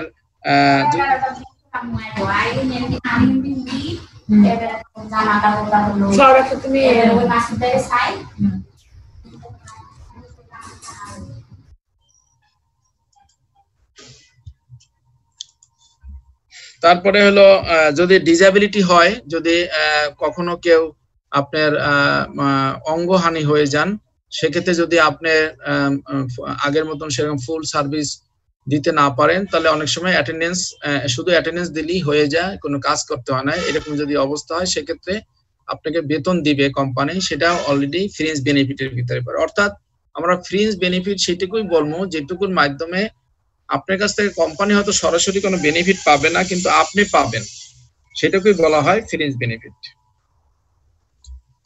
এই মোটামুটি আমার পেরোলে যতটুকু জানার প্রয়োজন সেটুকু আমরা আলোচনা করেছি।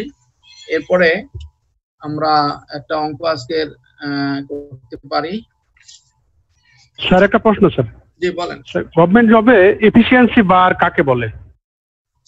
এফিসিয়েন্সি বার হলো আপনি যদি এখন মনে হয় এটা নাই, এটা কি আছে কিনা আমি খেয়াল করি না, গভর্নমেন্ট স্কেলটা আমি দেখি নাই বহুদিন। এটা হলো কি আপনার ওই যে ধরেন 4 বছর একটা স্ল্যাব থাকে, যে আপনার বেসিক দেয়া থাকে, বেসিকের পরে আপনার ইনক্রিমেন্টটা দেয়া থাকে, দিতে দিতে ধরেন 7 বছর 8 বছর বা 9 বছর ইনক্রিমেন্ট পেতে থাকে।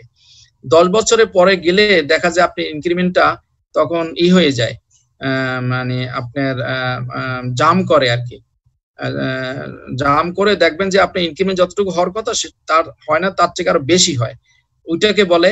আবার অনেক সময় গ্রেডও চেঞ্জ করে দেয়, সেটাকেও বলে অনেক সময়। এখন এইগুলো আসছে কিনা আমার জানা নাই, এখন সরাসরি বোধহয় 4% ইনক্রিমেন্ট যোগ হয়, এখন আর ওই বাট নাই আমি যতটুকু জানি। এরপরে আমরা তাহলে একটা অঙ্ক আমরা প্র্যাকটিস করতে পারি, সময় আছে?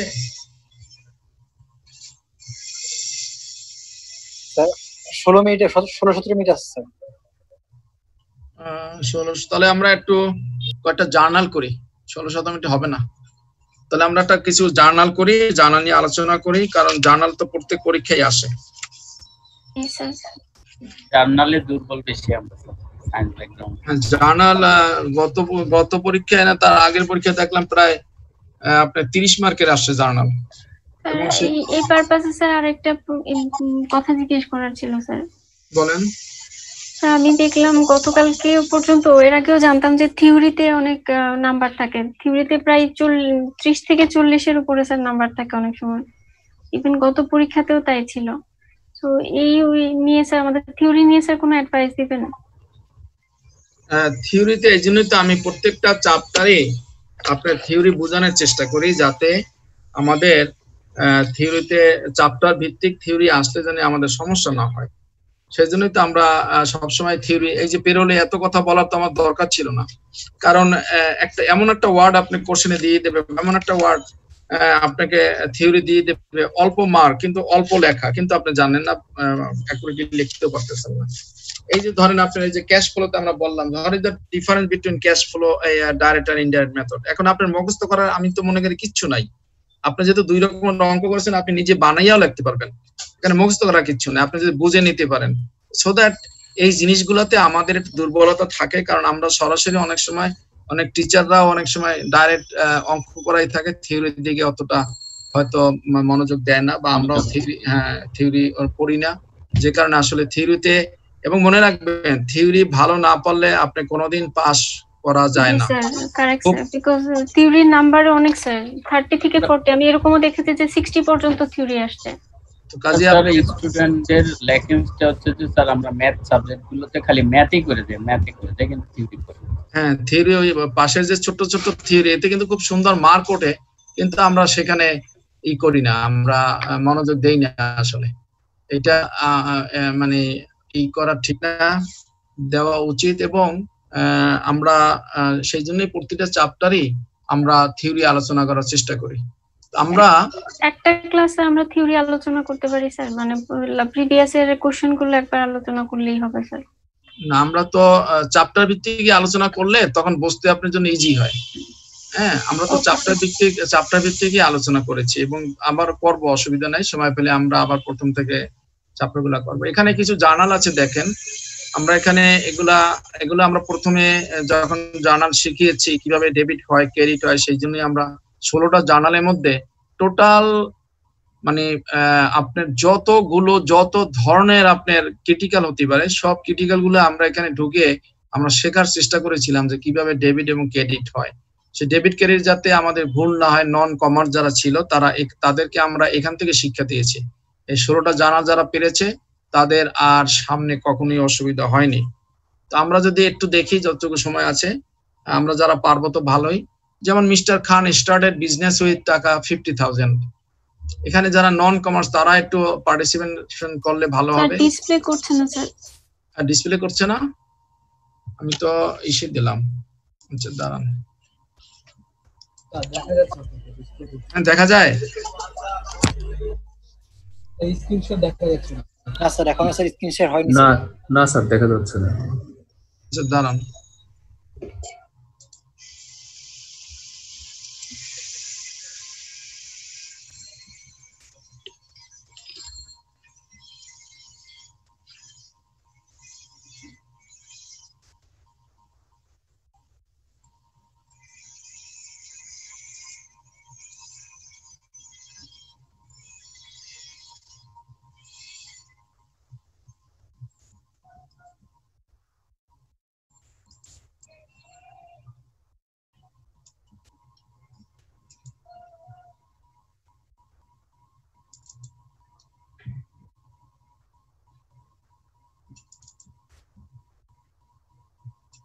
এবার দেখা যায়? এবার কি দেখা যায়? জি স্যার এখন দেখা যাচ্ছে। এখন দেখা যাচ্ছে স্যার। রাইট। তাহলে mister Khan started business with 50,000। তাহলে জার্নালটা কি হতে পারে? এখানে ক্যাপিটাল আসছে, কাজেই ক্যাপিটাল আমার ডেবিট হবে না, ক্যাশ ডেবিট হবে, ক্যাপিটাল ক্রেডিট হবে। রাইট। মিস্টার খানস ক্যাপিটাল হবে ক্রেডিট, আর ক্যাশ যেহেতু আসছে ক্যাশ হবে ডেবিট। যারা নন কমার্স তারা অ্যাটেন্ড করেন, তা নাহলে কিন্তু ক্লিয়ার হবে না। এখানে ক্যাশ চলে আসছে, ক্যাশ ডেবিট এবং মিস্টার খানস ক্রেডিট। এখানে কোন কোন অ্যাকাউন্ট টাচ হয়েছে কেউ বলতে পারবেন? ক্যাশ অ্যাকাউন্ট হয়েছে আর হচ্ছে ক্যাপিটাল অ্যাকাউন্ট। না আমি সেটা বলিনি, আমি বলছি যে আমরা যে প্রিন্সিপালে রেকর্ড করি সেখানে 3টা অ্যাকাউন্টস আমরা ভাগ করেছি। একটা হলো পার্সোনাল অ্যাকাউন্ট, একটা রিয়েল অ্যাকাউন্ট, একটা নমিনাল অ্যাকাউন্ট। এখানে কোন কোন অ্যাকাউন্ট টাচ হয়েছে? স্যার অনুমতি দিলে একটা প্রশ্ন করি স্যার জানার জন্য। জি বলেন। স্যার নন কমার্স ব্যাকগ্রাউন্ড স্যার, এখন ওই ক্রেডিট ডেবিটটা তো স্যার ওই ব্যাংকের যে স্টেটমেন্ট দেখি সেখানে ক্রেডিট এবং ডেবিট আমরা দেখি, কিন্তু স্যার আপনার ক্রেডিট এবং ডেবিটের ক্লাসটা স্যার আমি করতেও পারি নাই, আর এই বিষয়টা স্যার আমার ক্লিয়ার হয় নাই স্যার। এখন আমরা বেসিকলি ক্রেডিটটা কি ব্যাংকের ক্রেডিটের সাথে সমন্বয় থাকবে না এটা অন্য কোনো বিষয় স্যার? না, ব্যাংকের ডেবিটের সাথে আপনার ডেবিট মিলবে না। ব্যাংক ডেবিট করলে আপনার হবে ক্রেডিট, আর ব্যাংক ক্রেডিট করলে আপনার হবে ডেবিট। কথা বুঝছেন? কারণ ব্যাংক যখন ডেবিট ক্রেডিট করে তখন ওর কথা ও চিন্তা করে, আর আপনি যখন ডেবিট করবেন তখন আপনার কথা আপনি চিন্তা করেন। আপনি মানে আপনি যেখানে প্রতিষ্ঠানের ডেবিট ক্রেডিট করবেন সেটা, কাজে ব্যাংক যেটা করবে তার উল্টো হবে আপনারটা। তার মানে কি স্যার আমার প্রতিষ্ঠানে যখন টাকা আসবে তাহলে কি এটা ক্রেডিট হবে, আর যখন টাকা চলে যাবে তখন কি ডেবিট হবে? জি জি জি জি। কাজে আমি যখন টাকা পাইলাম তখন এটা ক্রেডিট হলো, তাই তো স্যার? হ্যাঁ, আপনি যখন আমার কাছ থেকে টাকা চলে গেল তখন এটা ডেবিট হবে স্যার। হ্যাঁ, কিন্তু ওইভাবে আপনি জার্নাল করতে পারবেন না। আপনাকে জার্নাল করতে হলে তাহলে আমাদের প্রথম থেকেই কথা বলতে হয়। আমরা নরমালি 3টা অ্যাকাউন্টে আমরা ভাগ করি। পৃথিবীতে যত ধরনের ট্রানজাকশন হয় সমস্ত ট্রানজাকশন গুলাকে আমরা 3টা ভাগে ভাগ করি। এই 3টা ভাগের নিয়মটা যদি আপনি জানেন তাহলে আপনারা ডেবিট ক্রেডিটে আর কোনো সমস্যা হবে না। প্রথম ভাগটাকে আমরা বলি রিয়েল অ্যাকাউন্ট, পরের ভাগটাকে আমরা বলি পার্সোনাল অ্যাকাউন্ট, তারপরের ভাগটাকে আমরা বলি nominal account, temporary account, fictitious account.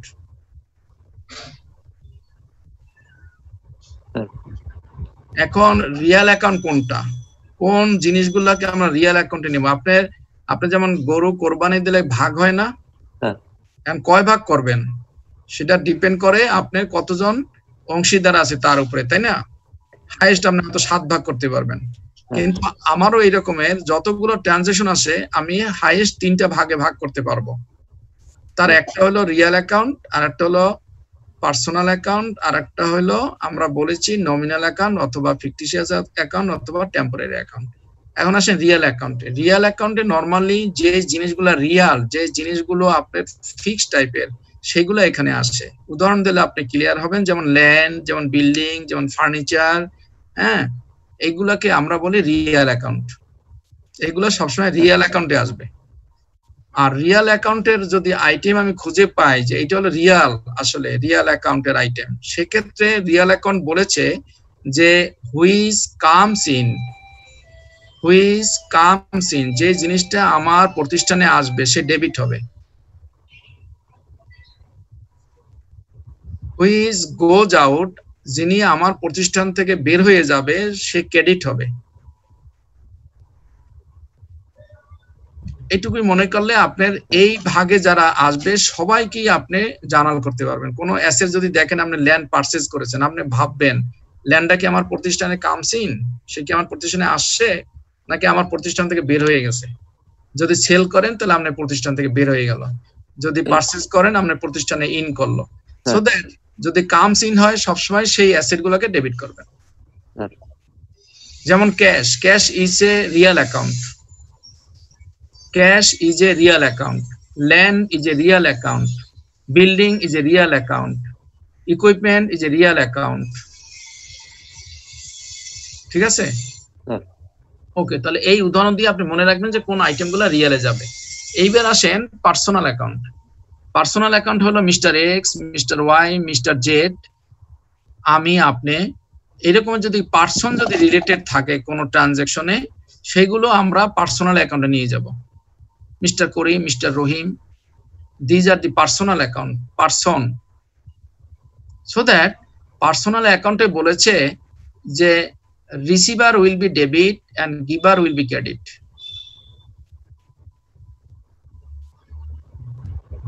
যিনি কোনো বেনিফিট রিসিভ করবে সে হবে ডেবিট, আর যিনি কোনো বেনিফিট দিবে সে হবে ক্রেডিট।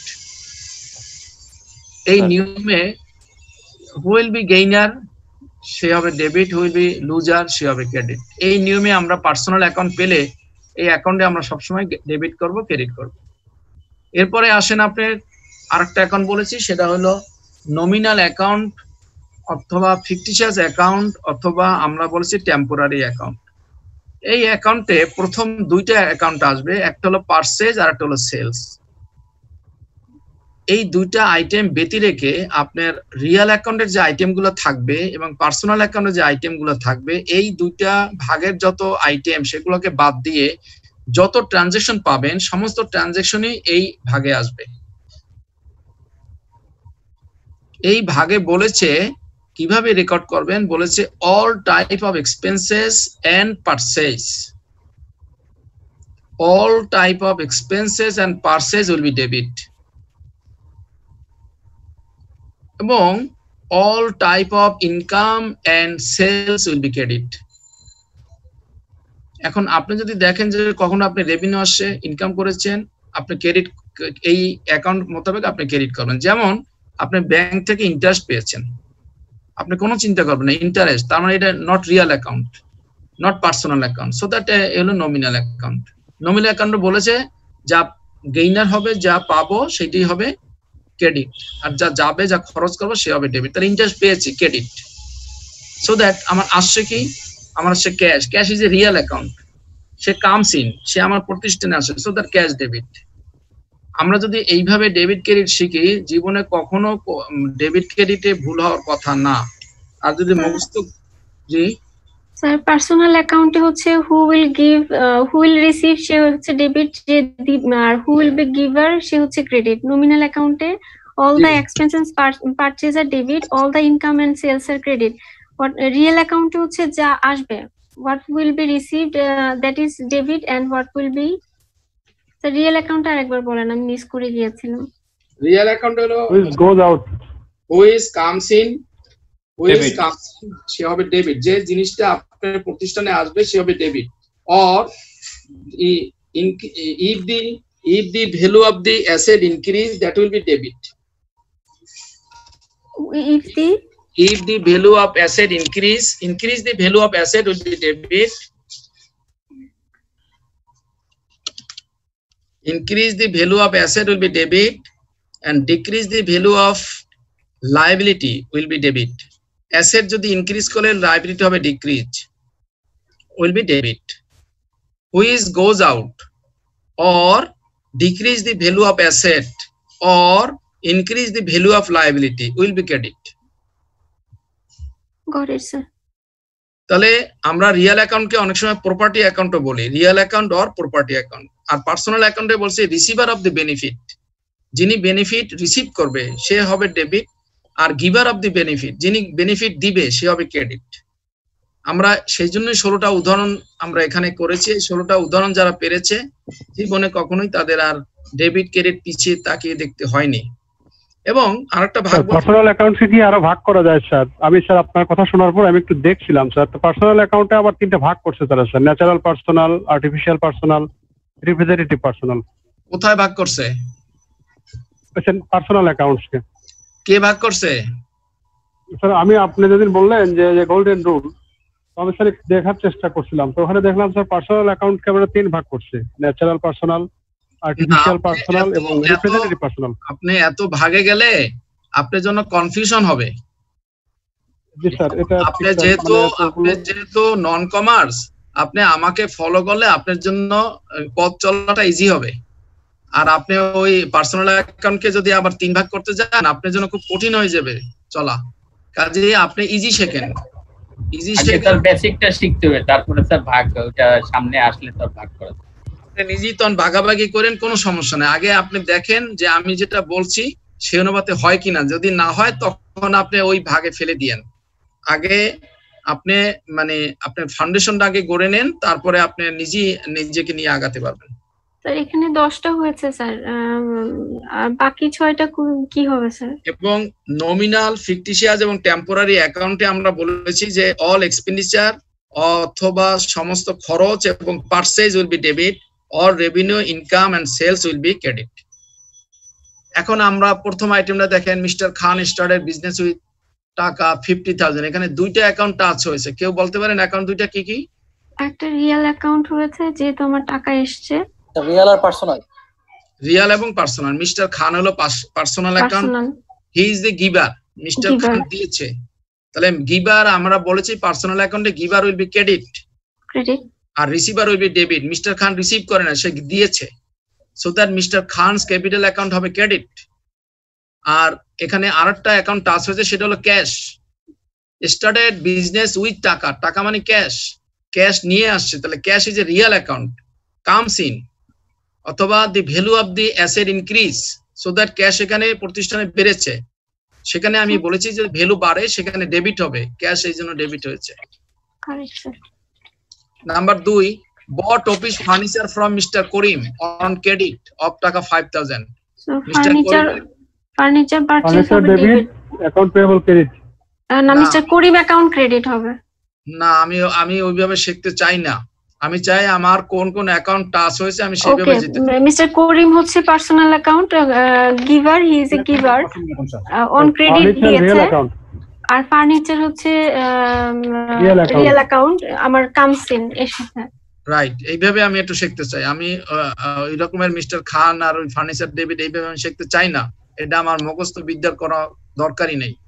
আমি আমার ফাউন্ডেশন এইভাবে করতে চাই যে ফার্নিচার হলো রিয়েল অ্যাকাউন্ট, আমি শিখেছি রিয়েল অ্যাকাউন্টে the value, if the value of the asset increase debit হবে। ফার্নিচার এখানে ইনক্রিজ করেছে, অফিসে আসছে, প্রতিষ্ঠানে আসছে, সব ফার্নিচার হবে ডেবিট, নিশ্চিন্তে ভাবে ডেবিট করে ফেলবো। Mister Karim is a giver, সে দিয়েছে, সো দ্যাট মিস্টার করিম বাকিতে দিয়েছে, এই জন্য আমি লিখবো মিস্টার করিমস অ্যাকাউন্ট। অথবা অনেকে হয়তো বলতে পারেন অ্যাকাউন্টস পেয়াবেল হবে কিনা, আমরা অ্যাকাউন্টস পেয়াবেল অ্যাকাউন্ট শিখবো না, আরো পরে শিখবো। এখন শিখবো মিস্টার করিমস অ্যাকাউন্ট। এরপরে bought goods from mister Rahim of টাকা 20,000। এখানে 2টা অ্যাকাউন্ট টাচ হয়েছে, mister Rahim is a personal account এবং বট গুডস। এখন এখানে গুড যদি আপনি বিক্রি করেন, তাহলে যদি এই গুডসটা বিক্রি করেন তাহলে হবে পারচেজ, আর এই গুডসটা যদি বিক্রি না করেন তাহলে থাকবে গুডস। আপনাকে অ্যাজাম্পশন করে নিতে হবে যে আপনি কি এটা পুনরায় বিক্রি করবেন নাকি আপনার কাছে রেখে দেবেন।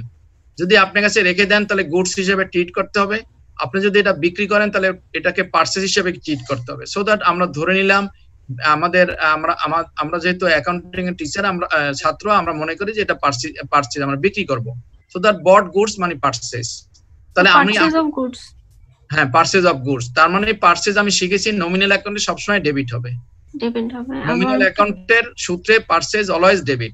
From mister Rahim, Rahim is a giver, so that Rahim এখানে দিয়েছে, তাহলে আমি পারচেজ করছি রহিমের কাছ থেকে, রহিম পার্সোনাল অ্যাকাউন্ট আর পারচেজ হলো রিয়াল নমিনাল অ্যাকাউন্ট। তা নমিনাল অ্যাকাউন্টে পারচেজ হবে ডেবিট হয়ে যাবে। আর টু ক্যাশে কিনছি তো স্যার, হ্যাঁ ফ্রম মিস্টার রহিম অফ টাকা 20,000 ক্যাশে কিনেছে, কাজেই রহিমের কাছ থেকে কিনেছি, Rahim is a personal account and টাকা দিয়ে কিনেছি, টাকা ইজ এ রিয়েল অ্যাকাউন্ট।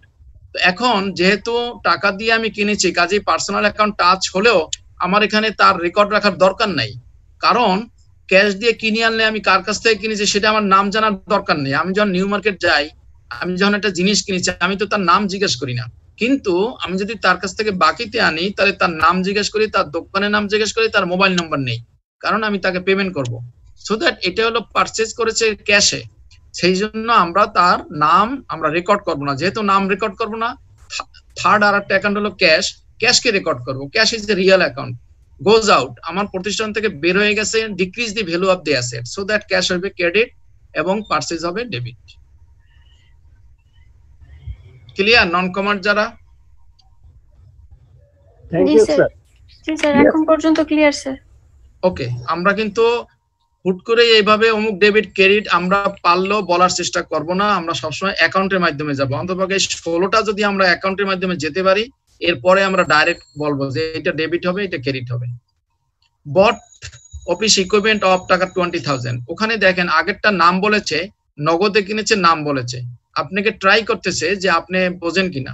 যখনই নগদে কিনেছে নাম বলেছে, আমরা আগে বলেছি ওখানে আমার নামের দরকার নাই, পরের বারই এসে সে নাম দিল না, বলছে বট অফিস ইকুইপমেন্ট অফ টাকা 20,000, দ্যাট মিনস ক্যাশে কিনেছে, নগদ টাকা দিয়ে কিনেছে ইকুইপমেন্ট।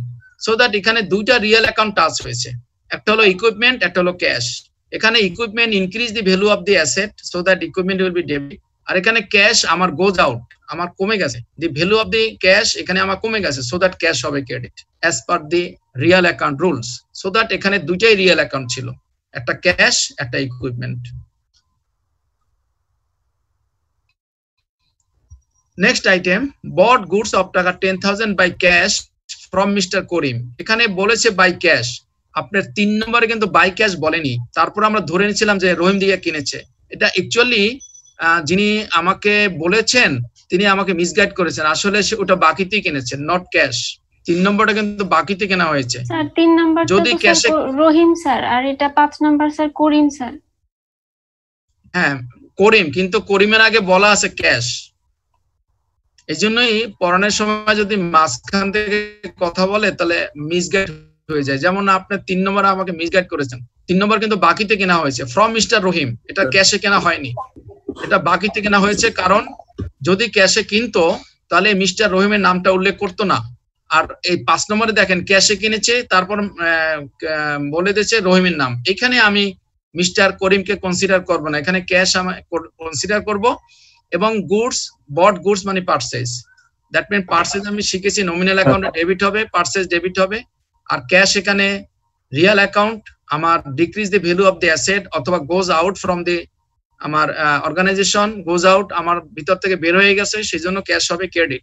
আর ফ্রম মিস্টার রহিম, এখানে যেহেতু ক্যাশ, কাজে এখানে রহিমকে আমার কনসিডার করার দরকার নাই। কিন্তু 3 নম্বরে যেহেতু ক্যাশের কথা বলেনি, কাজে আমি এটা ধরেই নেব বাকিতে যেহেতু নাম উল্লেখ করেছে মিস্টার রহিমের।